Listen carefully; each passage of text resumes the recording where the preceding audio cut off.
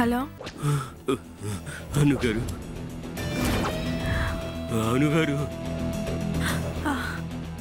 Hello Siddhartha గారు. అనుగారు.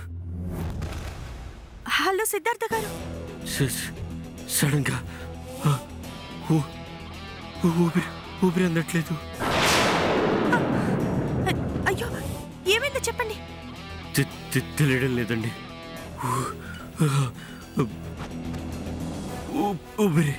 ఊపిరి సరిగ్గా అందట్లేదు.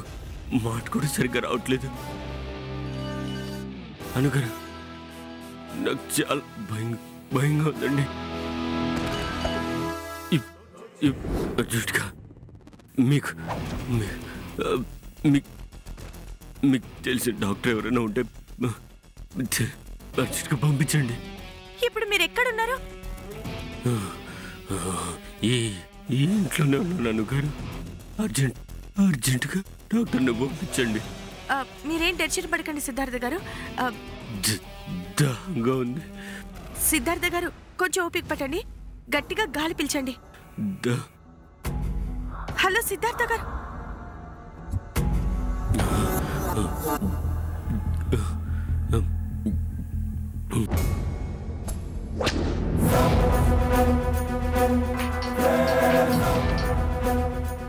హలో అనుగారు. మీరేం టెన్షన్ పడకండి సిద్ధార్థ గారు.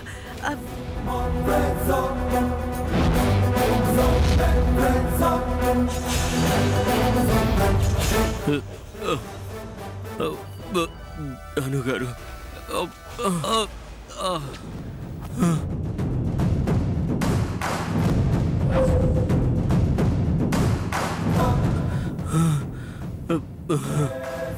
హలో సిద్ధార్థ గారు.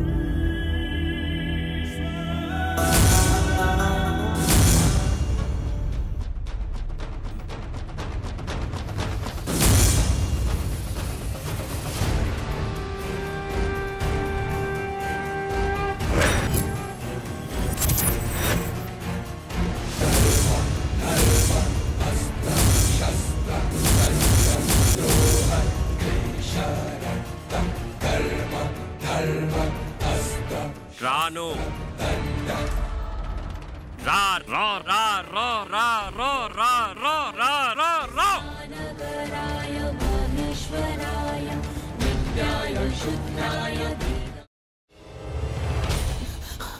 నువ్వు ఇంకేమన్నా చెప్పాలా? ఇంకేమన్నా అబద్ధం చెప్పాలనుకుంటే చెప్పేయి.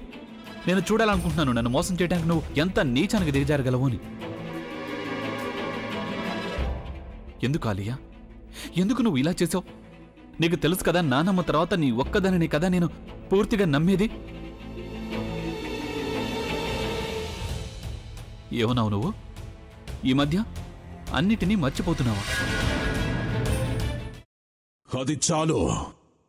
వాటిలో ఉన్న శక్తి విషయాన్ని గ్రహించి మనకు వివరిస్తాయి.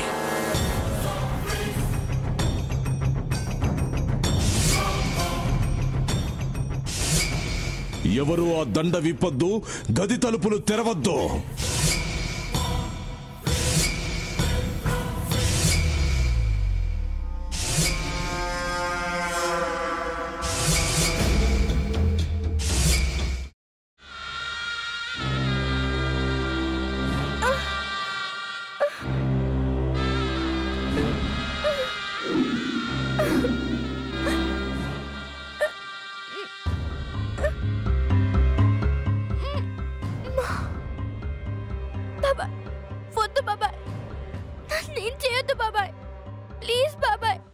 నీకు నిజం తెలిసినప్పుడే నా ఆలోచనలో నువ్వు చచ్చిపోయావు. అబ్బా ప్లీజ్ కొంచెం తినండి ప్లీజ్. భీమారావు గారు మీరా? ఇగో మీరా కాదు సక్కుబాయ్. అవును మీ పనామే లేచిపోయిందని చెప్పి కంప్లైంట్ ఇచ్చినావు కదా. రేయ్, ఆయన కంప్లైంట్ ఇచ్చింది లేచిపోయిందని కాదు, కనిపించడం లేదు అని. అట్లానా? సరే మేడం. ఇడియట్. ఆ వంట మనిషి పేరేంటన్నారు? రత్తాలు మేడం. ఏం పెద్ద మంచి, నీ వంట మంచిని కూడా మేడం అని పిలుస్తావా? రేయ్ హాఫ్ బ్రెయిన్,